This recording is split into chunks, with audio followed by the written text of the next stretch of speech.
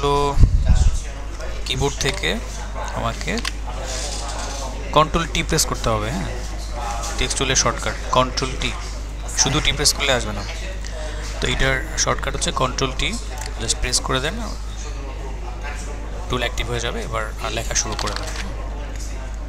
তো দেখেন লেখা হচ্ছে ঠিকই, বাট এখানে দেখা যায় না, কারণ হলো আমার টেক্সটের কালার আর ব্যাকগ্রাউন্ডের কালার সেম হয়ে গেছে।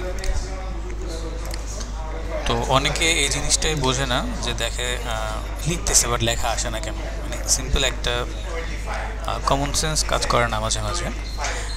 তো প্রথমে দেখবেন আসলে যে মানে ঘটনাটা কী ঘটতেছে। আমি যে ইনপুট দিচ্ছি, ইনপুটটা কম্পিউটার নিচ্ছে নাকি কোনো ওয়ার্নিং দিচ্ছে। যদি লেখা না আসে তাহলে অবশ্যই আপনাকে সিস্টেম, যদি কোনো সিস্টেমের প্রবলেম থাকে অবশ্যই ওয়ার্নিং দিবে।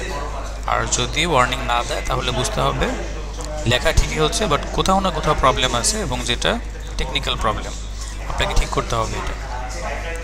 যেমন এখানে প্রবলেমটা দেখেন, আমার সফটওয়্যার কিন্তু ঠিকই কাজ করতেছে, বাট দুইটা কালার সেম হওয়াতে আমি আসলে ভিজুয়ালাইজ করতে পারতেছি না। তাহলে প্রথম কাজ হলো আমার লেখাটাকে ডাবল ক্লিক করে সিলেক্ট করে নেওয়া। এখানে দেখেন ক্যারেক্টার নামে একটা প্যালেট আছে, এই হচ্ছে ক্যারেক্টার প্যালেট। খুঁজে যদি না পান তাহলে উইন্ডোতে চলে যাবেন, এবং উইন্ডো থেকে ক্যারেক্টার খুঁজবেন, এখানে কোথায় আছে, এই হচ্ছে ক্যারেক্টার। ঠিক আছে, এটা হলো ক্যারেক্টার, জাস্ট ক্লিক করলে চলে আসবে ক্যারেক্টার প্যালেট। এবার এখান থেকে জাস্ট আপনি দুইটা কালার প্যালেট দেখতে পাচ্ছেন, একটা হলো ফিল কালার আর একটা হচ্ছে স্ট্রোক কালার। তো ফিল কালারে ক্লিক করে সিম্পলি আপনারা কালারটাকে চেঞ্জ করে দেন, দেখেন লেখা চলে আসছে। ঠিক আছে, এবং একই সাথে আমরা এটা জানতে পারলাম যে টেক্সটের কালার কোন জায়গা থেকে চেঞ্জ হয়। এখান থেকে কিন্তু টেক্সটের কালার চেঞ্জ হবে না, এখানে যে কালার প্যালেট সেটা শুধুমাত্র শেপের জন্য, আর টেক্সটের জন্য ক্যারেক্টার প্যালেটের মধ্যে। সো এই প্যালেট থেকে কালার চেঞ্জ করবেন। মজার বিষয় হলো টেক্সটের মধ্যে আপনি স্ট্রোকও ব্যবহার করতে পারবেন। সো একসাথে আমরা দেখে ফেলি স্ট্রোক কীভাবে ইউজ করে। প্রথমে টেক্সটটাকে সিলেক্ট, এরপর দেখেন নিচে হচ্ছে আমাদের স্ট্রোক কালার প্যালেট, এটা বন্ধ করা আছে। প্রথমে এটা আপনি উপরে উঠাবেন। হ্যাঁ, কালারটাকে উপরে উঠানোর পর কালার প্যালেটটাকে জাস্ট ক্লিক করলে উপরে উঠে যাবে। দেন হচ্ছে আপনি সেকেন্ড টাইম আরেকবার ক্লিক করবেন, কালার প্যালেট পেয়ে যাবেন। এরপর আপনার পছন্দের কালারটা সিলেক্ট করেন, যে কালার দিয়ে আপনি স্ট্রোক দিতে চান। ব্যাস, স্ট্রোক কিন্তু এখনও আসে নাই, ছোটো করে আসছে, কারণ হচ্ছে আমার এইখানে একটা সাইজ দিতে হবে, স্ট্রোকের সাইজ। তো একটু নিচে খেয়াল করলে দেখতে পাবেন, এখান থেকে আপনি যদি সাইজটাকে বাড়িয়ে দেন তাহলে দেখবেন স্ট্রোকটা বড় হয়ে যাচ্ছে। এই তো এভাবে যে কোনো কালার ব্যবহার করে স্ট্রোক দিতে পারেন। তো আমি স্ট্রোক রাখতে চাই না, এটাকে আমি রিমুভ করব। তাহলে রিমুভ করার জন্য কি করতে হবে, ভালো করে খেয়াল করবেন। এখানে ধরেন আপনি স্ট্রোক কালার রাখবেন, ফিল কালারটা রাখবেন না টেক্সটের মধ্যে। তবে ফিল কালার প্যালেটটা ক্লিক করে উপরে রাখবেন। দেন হচ্ছে এখানে ছোট্ট একটা বাটন আছে আইকন, নো ফিল কালার, দেখেন নান, এই যে ক্রস সাইন দেওয়া আছে, জাস্ট ক্লিক করলে ফিল কালারটা উঠে যাবে, ফিল কালার নাই এখন। সিমিলারলি যদি আপনি চান যে স্ট্রোক কালারটা বন্ধ করবেন, তাহলে আমি ফিল কালারটা অন করে স্ট্রোক কালার উপরে রাখলাম, ক্লিক করে দিলাম, স্ট্রোক চলে গেল। ওকে ফাইন, কালার পার্টটা চলে গেল। আচ্ছা, একটু আগে একজন কোশ্চেন করলেন বা প্রবলেমের কথা বললেন যে উনি নাকি লাইন নিতে পারে না। খুবই সিম্পল জিনিস, তার এক লাইনে হয়ে যায়। এটা হচ্ছে লাইন ব্রেক করতে হয় এন্টার প্রেস করে, এভাবে করে এন্টার প্রেস করতে হয়। অথবা প্রথমে একটা টেক্সট এরিয়া নিতে হয়। কিভাবে করে, এই যে টাইপ টুল থেকে একটা ক্লিক করে ছেড়ে না দিয়ে যেটা করবেন, ক্লিক করে ধরে রাখবেন এবং ড্র্যাগ করবেন, তাহলে এরকম একটা এরিয়া জেনারেট হবে, এবং ভিতরে যদি লেখা শুরু করেন তাহলে অটোমেটিক আপনার লাইন ব্রেক হবে। বুঝতে পারছি, এরিয়া ক্রস করার সময় লাইনটা ব্রেক করে ফেলবে অটোমেটিক।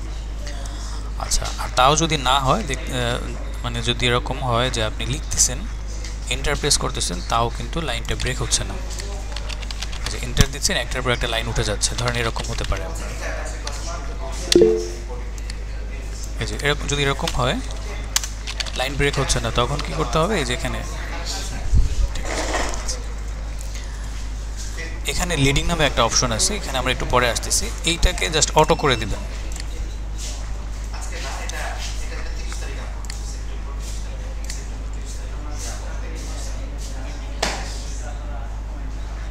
ভিডিও অন আছে কার?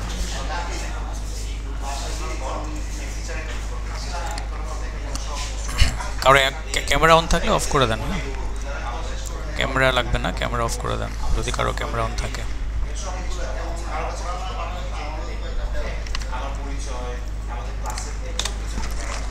ওকে, তাহলে নর্মালি কীভাবে লেখে আমরা সেটা দেখে নিলাম। এবার বেসিক কিছু জিনিস দেখি। লেখার পর ডাবল ক্লিক করলে ওই লাইনটা সিলেক্ট হবে, অথবা কন্ট্রোল এ প্রেস করলেও সিলেক্ট হয়ে যাবে। সিলেক্ট করার পর আমরা একটু ক্যারেক্টার প্যালেটে আবার ব্যাক করি। প্রথমে দেখব ফন্ট কিভাবে চেঞ্জ করা যায়। এটা হচ্ছে ফন্ট স্টাইল বা ফন্ট ফেস। যতগুলো ফন্ট আপনার পিসিতে ইনস্টল করা থাকবে সব এখানে পাবেন। তো আপনার পছন্দের ফন্টটা সিলেক্ট করে দিলেই হয়ে যাবে। ফন্ট, তো সিলেক্টেড ফন্টটাকে আপনি বোল্ড করবেন নাকি রেগুলার রাখবেন সেইটা এখান থেকে ফন্ট ফ্যামিলি সিলেক্ট করতে হয়। তো যেই ফন্টে যেই ভার্সন থাকবে সেটা আপনি এখানে পেয়ে যাবেন। তো এই ফন্টটাতে শুধুমাত্র রেগুলার ভার্সন আছে, এই ফন্টটাতে আবার অনেকগুলো ভার্সন। এই যে, তো এটা ডিপেন্ড করে ফন্টের উপরে, আপনি কোন ফন্ট ডাউনলোড করে ইনস্টল করলেন সেটার উপরে। তাহলে আবারও দেখাচ্ছি, ফন্ট ফেস সিলেক্ট করবো এখান থেকে, ফ্যামিলি সিলেক্ট করবো এখান থেকে, কালার তো দেখলাম। এটা হচ্ছে ফন্টের সাইজ। আপনি চাইলে ফন্টের সাইজটা এখান থেকে করতে পারেন অথবা এখান থেকেও করা যায়। তো প্রথমে কার্সারটা উঠাইতে হবে, জাস্ট লেয়ার উপরে ক্লিক করেন, কার্সারটা উঠে যাবে এবং আপনার বাউন্ডিং বক্স চলে আসবে। তো আমি কি করব, এই যে আমাদের টার্গেট পয়েন্ট বা সেন্টার পয়েন্ট, হ্যাঁ, এইটাকে আমরা কি করতে পারি, এই টুলের মাধ্যমে প্যান বিহাইন্ড টুল অথবা কিবোর্ড শর্টকাটের মাধ্যমে সেন্টার করতে পারি।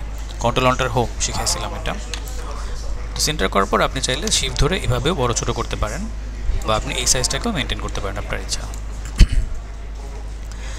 এখান থেকে সব অপশন লাগবে না, জাস্ট 2-3টা শেখাবো তাতেই হয়ে যাবে, বাকিগুলো আপনাদের লাগবে না। ফন্টটা একটু চেঞ্জ করে, কেমন যেন দেখা যাচ্ছে, ফন্টটা চ্যাপটা হয়ে আছে। ওকে,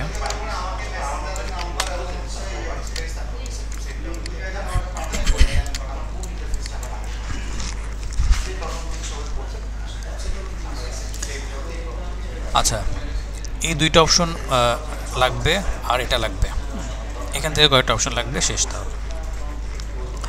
তো এটা তো আমরা প্রথমে দেখলাম ফন্টের সাইজ। এটা হচ্ছে লিডিং। এই লিডিংটা তখনই কাজ করবে যখন আপনার একের অধিক লাইন থাকবে। এটা হচ্ছে লাইন হাইট মেনটেন করে। সো আমরা এই লাইনটাকে ব্রেক করে দিই, অথবা এটা প্যারাগ্রাফ নিয়ে আসতে পারি বাইরে থেকে। তো একটু আগে আমরা দেখিয়েছিলাম না, লাইন হাইটটা কমাই দিই, আমি এটা অটো করে দিই। এই যে অটো করে দিলাম, লাইন হাইটটা অটো হয়ে গেল, অর্থাৎ এটা fix line height. Line height বলতে আমরা যেটা বুঝি, এক লাইন থেকে আরেক লাইনের মাঝখানে যে স্পেস, সেটা, এই যে স্পেসটা, সেটা অটো আছে এখন ডিফল্ট। আপনি চাইলে কমাতেও পারেন, বাড়াতেও পারেন, এখানে ভ্যালু আছে। অথবা মাউসটাকে এখানে ধরে যদি ডান দিকে টানেন তাহলে কমবে, বাম দিকে টানলে বাড়বে, স্পেস বাড়বে। ঠিক আছে, এভাবে আপনি বাড়িয়ে কমে অ্যাডজাস্ট করে নিতে পারেন। সো অপশনটার নাম হচ্ছে লিডিং। লিডিং ব্যবহার করে আপনার লাইন হাইট মেনটেন করবেন। অলওয়েজ অটো রাখাটাই বেটার। তারপরেও প্লেসমেন্ট অনুযায়ী অনেক সময় বাড়াতে হয়, কমাতে হয়, সেক্ষেত্রে অবশ্যই ভ্যালু ব্যবহার করবেন। এখানে লিখে দিলে হবে, বা এখানে 72 পর্যন্ত দেওয়া আছে, এর বেশি দরকার হলে লিখে দেবেন। ধরেন 100 দরকার, লিখে দিলেন।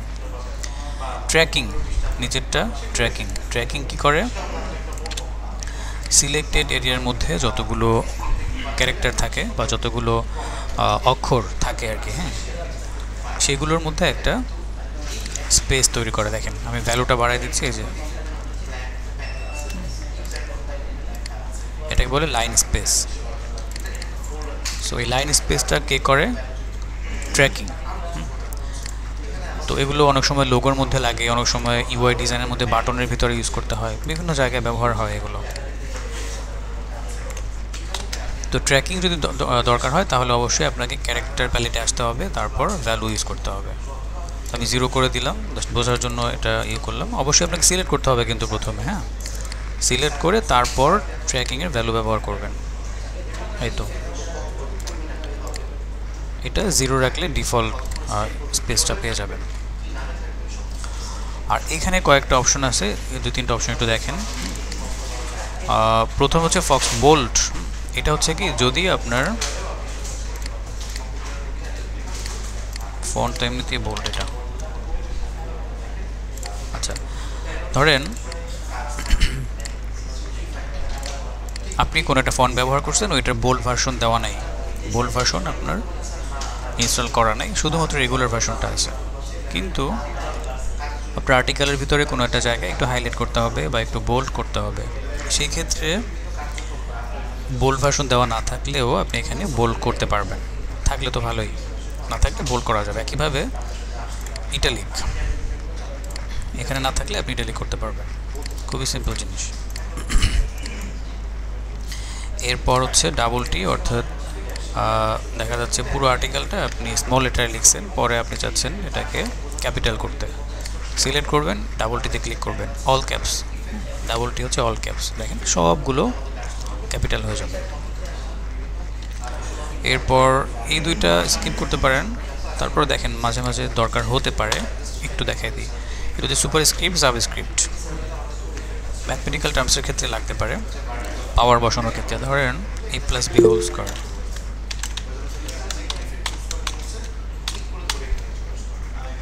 ঠিক আছে। এবং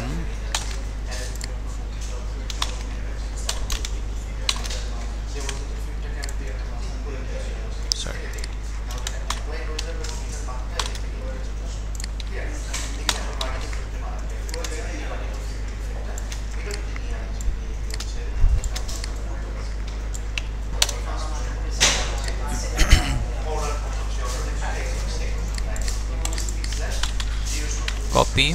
আচ্ছা, এখানে প্রথমে আমি একটা এরিয়া নিলাম, কন্ট্রোল ভি করে দিলাম, চলে আসলো। হ্যাঁ, দেন এখানে দেখতে পাচ্ছি লাইন হাইটটা অনেক বেশি আছে, কমাতে হবে। তো লাইন হাইটটা ওই যে 100 করা, হ্যাঁ আমি এটাকে অটো করে দিলাম। একটু স্লো করতেছে কেন? আচ্ছা, কালার ব্ল্যাক রাখি, জাস্ট এ মিনিট।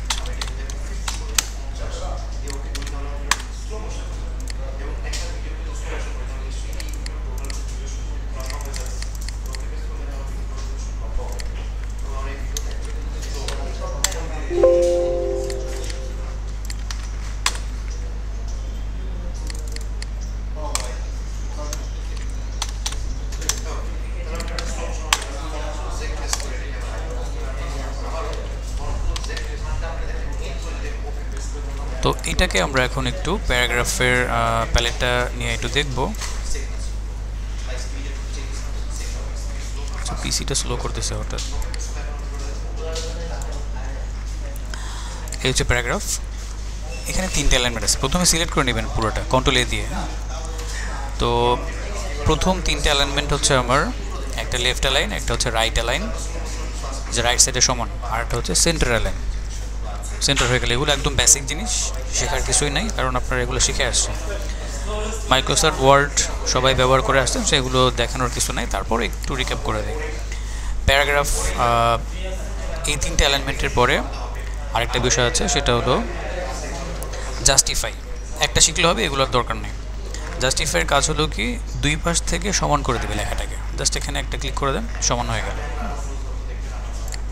এটাই মূলত জাস্টিফাই।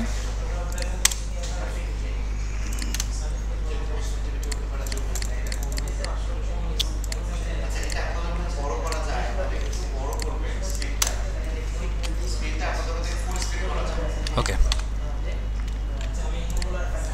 তাহলে প্যারাগ্রাফে আসবেন কখন? যখন জাস্টিফাই করা লাগবে অথবা এগুলো দরকার হবে। হ্যাঁ, এছাড়া প্যারাগ্রাফে যাওয়ার খুব বেশি দরকার হবে না আপনাদের।